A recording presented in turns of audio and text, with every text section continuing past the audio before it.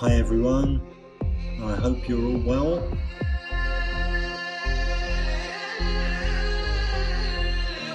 Okay, a quick one before we start. If you're new here and someone sent you the link and told you to watch it, please don't. It's just going to open up a whole can of worms. You're probably going to fall out with our friends and family. We're not taking on anyone new now. Doors are shut. Because you new lot, you say things like, gosh, not everything is a conspiracy, and it's just easier if we go our separate ways. You can go back here, and here, and here, and here, and here, and here. Now if you still want to stay, as you promised a friend or relative or colleague, you will watch some advice. Okay, we do need to remind ourselves what went down in 2020-21. It's easy to forget. Holy moly, what are you going on about? The Mischief Gang weaponized information. Very clever little trick they've been working on since the 50s, 60s. Unless you hear it from us, it is not the truth. We've been through it many times from many angles. So right now we're kind of here. And there's kind of three types of us. The normies, the diet woke, scared to tell people or make a difference, and the warriors trying to preserve right from wrong. And the vaccine will protect you from it. And here's how I know. Virtually every person who is in the hospital sick with COVID-19 right now is vaccinated. I'm going to repeat that. Virtually, it's a fact. Virtually every person who is in the hospital right now sick with COVID-19 is vaccinated. And even more, regrettably, virtually every person who has recently died from COVID-19 was vaccinated. So many Jews are going deads. Just how are they covering this up? Live in a flight path, risk of heart attack. Breathe too many times a day, risk of heart attack. On a hot beach, risk of heart attack. Cold or hot weather, lack of sleep, skipping breakfast, marathon, regular naps, stroke. Cold showers, Skip, please.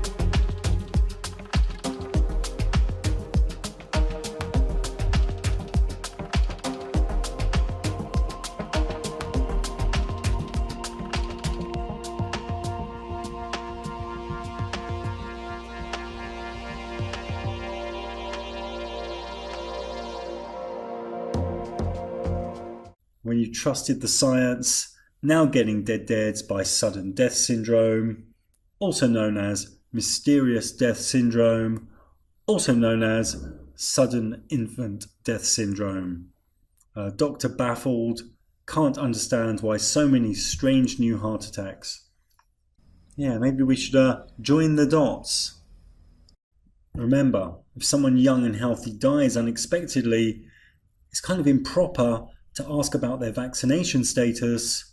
That question's only reserved for important occasions like entry to restaurants, entry to gym, and entry to the barber to get your barnet cut. It's a lot of nonsense. Skip, please. Harry, I don't think I'm going to make it. New heart defibrillators all over the UK high streets, on the pop, all over the show. What you going on about? Holy moly. This document by the UK government admits vaccines lower the immune system. The details are in here. Pause and screen capture in your own time. Document link in the description. This is a fun one to send your normie relatives who are double, triple juiced. Make for a very nice, interesting Sunday lunch. The data from New South Wales government, from their own government. Remember, a lot of governments have stopped publishing data because people are doing this. And what he looks at is hospitalizations. So again, we're not talking cases anymore. We're talking about that severe, the critical reason people are going to the hospitals. And let's look at the chart that was created using this data. It shows here a stepped process. So each color is a dose of vaccination. So the blue, we have no dose, all the way up to 4 doses, and that light blue is unknown. And you can see the 4 so the doses. Green is the one, like the green, just so people, if they can't read it on their phones right now, that big tall green line, all those green lines, those are the 4 doses. Right behind it is the red, 3 doses. The yellow is 2 doses. The, I guess it's like a dark blue is 1 dose. And then at the beginning of each of these charts or each of these columns, you'll see a tiny little blue line down there. Those are the no dose, the unvaccinated. Okay. And so what do they look at? Interesting article here about mutant juice in the soul. This is Bernard Gunter's website. He blocked me years ago as he's big on the NASA fairy tales. But if you can overlook that, go for it. If you know anyone juiced up and regretting it, here is the latest protocol. Throw in some Cambo and Shilajit on top for bonus healing. There will be in the next generation or so a pharmacological method of making people love their servitude and producing dictatorships without tears, so to speak, producing a kind of painless concentration camp for entire societies so that people will in fact have their liberties taken away from them but will rather enjoy it, because they will be distracted from any desire to rebel by propaganda, brainwashing, or brainwashing enhanced by pharmacological methods. And this seems to be the final revolution. Aldous Huxley, 1959. We need more money to plan for the second pandemic. There's going to be another pandemic. I see some events coming between mid-September 2022 and late February 2023. By March, I think the West will be in a rougher place for normies. Lemon squeezy. On the chessboard is energy crisis, climate change, cyber attack, supply chain issues, economy issues, and food issues. It could be a slow squeeze or some sudden big squeeze. Whatever the mischief gang choose, by March, the West will look a little more gnarly. 2023-24, really rough in Western cities, especially in what are or what were white race cities. You can see the trajectory. We know they want humans as transhumanized, genderless controlled cyborgs, with 2030 and 2040 big milestones for the Mischief Gang. In this, most of humanity doesn't have the capacity to see through the deception. And this is harmonic, this is perfect. Don't fight it or get frustrated. My advice is still get out of the West if you can, or get with like-minded people with decentralized value and land, good neighborhoods, good local networks, creating nice places to congregate with resources and skills to trade. aligning with natural law as sovereign beings, which is quite easily done in the West, and aligning with new paradigm concepts. Kali Yuga is just starting to really spin up, and I'll say it once again, between 2025 and 28, some events, something will come and level things up. The Mischief Gang won't get it all their way. Those aligning with truth and divinity will get a power up. Some fruits will drop.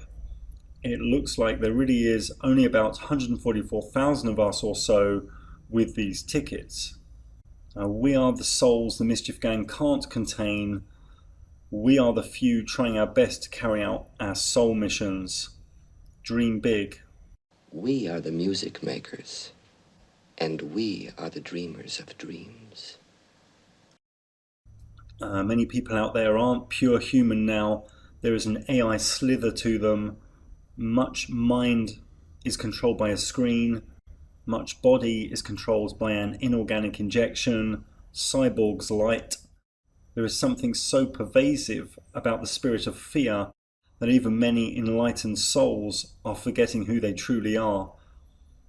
Let's look at 1970s, people at the beach, no tattoos, no sunglasses, no obesity, no sunscreen, no chemtrails, no phones. Humanity is already changing for the worse. The simulation is soon to wobble. Those enmeshed within it will vanish through the dead's vehicle, so their soul can be moved about to somewhere more suitable. Kali Yuga is always in line with the time of atheism, which grows vice and immorality. Globe Earth, electric cash, smart energy, carbon credits, metaverse, trannies, blah blah blah. All this does one thing. It eradicates God, divinity, sacredness, soul. They all do the same thing. It's like a high-level spiritual Mario game. Can you navigate it? Who is the spiritual master in your neighborhood, state, or country? Without spiritual masters, the people perish. The health of a country is determined by its saints and masters. When the people are righteous, their government is. Prophecies of doom, sounds like me, and the actual fall of governments and economies are just the realization of justice. If people are ignorant enough to allow their government to lie and economy to crumble, obviously they do not deserve the harmony. As people stop caring about architecture and beauty, the people are destined for a fall. People who have pure hearts and who literally love their neighbours cannot be frightened by prophecies of doom. Whatever one creates now, for and during and after the purification times, these creations have to come with moralistic guidelines, with ethics, principles, boundaries and integrity, or it's old paradigm and it just won't last. We need creative warriors, incredibly strong, more than conquerors, not the ego-driven kind, but the true warriors who can stand strong and swim in the deep when it looks like the storm is coming. Kali Yuga is vicious and cruel, filled with evilness, creating suffering. However, Kali Yuga is also excellent, as one can refuse to join evil and take shelter in God Force. Recently, I start to see fate and destiny kicking in more with many people. The boys upstairs are moving souls around. Yes, we all have free will, but I see these connections and travels of people and timings being surrounded by the force of destiny. It's behind the veil, hidden, not supposed to be seen, but I kind of see it. Everyone is going to be where they need to be, with who they need to be with. Ultimately, though, don't concern yourself with the games of the world, for we are travellers and borrowers only. I will leave you with an excerpt from a poem a good friend sent me. Trust in fate when the mind attacks you with illusions and the world seems to be crumbling. Trust in intuition, the whisper of truth that only you can hear and feel. Trust in your vision when the whole world does not see, when you are afraid to open your eyes. Trust in your noble heart when pain runs through your soul. Trust in the invisible forces, the ones who guide you through the labyrinth of this realm. Trust in vulnerability, the subtle force that opens your heart and connects you with the world. Trust in friends. Understand that they are human, imperfect in many ways. Trust in patience. when the world is moving fast and nothing seems to be in flow.